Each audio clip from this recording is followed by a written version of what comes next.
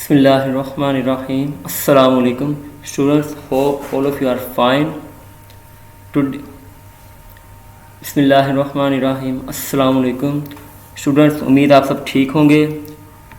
Today we came up with a new lecture in which we study metaphase, anaphase and telophase. Last time हमने study किया था prophase को, और prophase को हमने प्रोफेज ही क्यों कहा था, बिकॉज हमने कहा था कि जी प्रो मीन्स बिफोर, और चूँकि प्रोफेज के शुरू में क्रोमोसोम नज़र नहीं आ रहा होता इसलिए उसको हम कहते हैं प्रोफेज.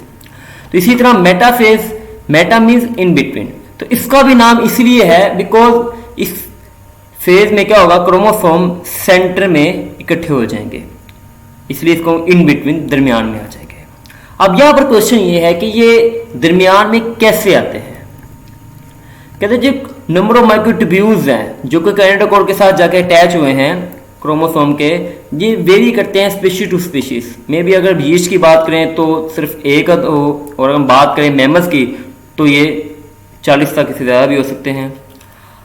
अब मेटाफेज प्लेट बनती कैसे है कि जब काइनेटोकोर जो है क्रोमोसोम के ऊपर जो काइनेटोकोर प्रोटीन है, जब सेंट्रोसोम से काइनेटोकोर माइक्रोट्यूब्यूल आके अटैच होगा इस क्रोमोसोम के साथ, क्रोमोसोम के काइनेटोकोर के साथ, तो ये क्या करेगा, हम सपोज अगर करें कि ये सिर्फ अभी आज़ाद था, एक साइड से सिर्फ आके काइनेटोकोर के इसके साथ आके अटैच हुआ, तो ये क्या करेगा, ये इस क्रोमोसोम को अपने पोल की तरफ मूव करवाना शुरू कर देगा अनटिल के दूसरी साइड का जो सेंट्रोसोम है उसका काइनेटोकोर माइक्रोट्यूब्यूल आके अटैच हो इस क्रोमोसोम के काइनेटोकोर के साथ, और ये भी यही करेगा कि ये इसको अपने सेंट्रोसोम की तरफ पुश करना शुरू कर देगा.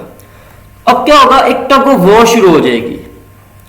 तो अल्टीमेटली क्या होगा कि जो क्रोमोसोम है वो सेंटर में आ जाएंगे.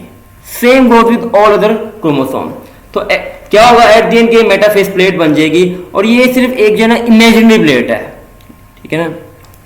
और जो नॉन काइनेटोकोर माइक्रोट्यूब्यूल है, जिनको हम पोलर माइक्रोट्यूब्यूल भी कहते हैं, वो हम देख सकते हैं कि वो भी ऑपोजिट एंड से आए हैं और उन्होंने भी आपस में आकर एक दूसरे को ओवरलैप कर लिया है. और जो एक्स्ट्रा माइक्रोट्यूब्यूल्स हैं वो भी मेटाफेज में क्या करते हैं, ये अपने आप को फुल ग्रो करके प्लाज्मा मेम्ब्रेन के साथ अटैच हो जाते हैं, और यहाँ पे हम कहते हैं कि यहाँ पे जो स्पिंडल है वो कंप्लीट हो चुके हैं. दूसरा यूनिट इसमें बड़ा इंपॉर्टेंट होता है वो है जी स्पिंडल चेक पॉइंट.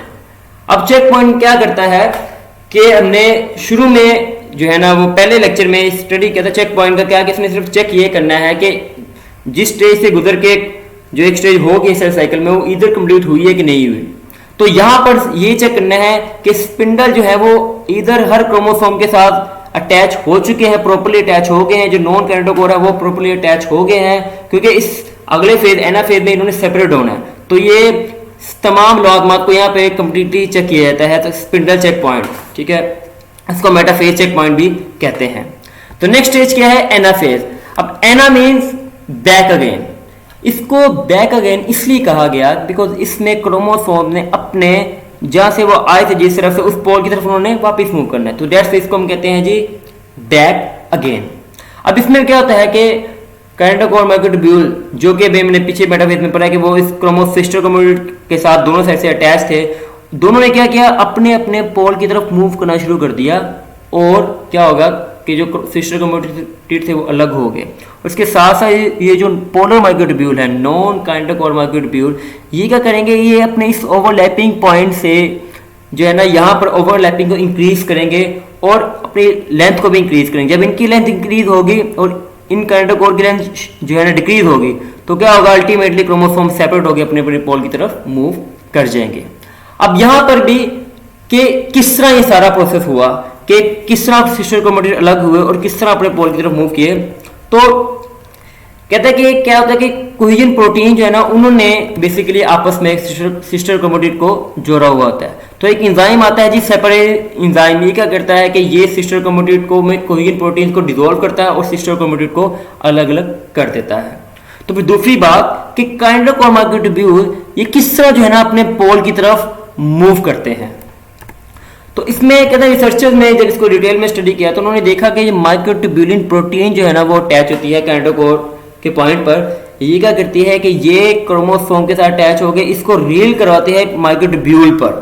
जिस तरह हमने कहा था ना कि माइक्रोट्यूब्यूल में स्पिंडल फाइबर कैसे बनते हैं कि उसमें जो ट्यूब्यूलिन प्रोटीन है उसके सब यूनिट ऐड होते जाते हैं और माइक्रोट्यूब्यूल के, और ये बनता जाता है। इसी तरह जैसे ट्यूब्यूलिन सब जो प्रोटीन है, जैसे जैसे मोटर प्रोटीन जो है ना इस पे माइक्रोट्यूब्यूल पे मूव करेगी तो ये इसके जो सब यूनिट्स हैं उनको डिसॉल्व करती जाएगी, एक एक करके कम करती जाएगी। तो क्या होगा, अल्टीमेटली जो काइनेटोकोर माइक्रोट्यूब्यूल है वो शॉर्ट होता जाएगा और क्रोमोसोम जो है वो अपने एंड की तरफ मूव करता जाएगा। तो क्या होगा, एनाफेज के एंड में क्रोमोसोम जो है वो सिस्टर क्रोमैटिड अलग होकर क्रोमोसोम अपने पोल की तरफ वापस पहुंच चुका है। और इसी तरह नॉन काइनेटोकोर, जैसे हमने भी पहले ही बात की कि जब ये अपने ट्यूब्यूलिन प्रोटीन के ऐड होंगे तो इनका ओवरलैपिंग एरिया भी बढ़ जाएगा और अल्टीमेटली क्या होगा, जब ये लेंथन होंगे, ज्यादा लंबे होंगे तो क्रोमोसोम को ये भी हेल्प करेंगे कि वो भी सेपरेट हों सिस्टर क्रोमैटिड।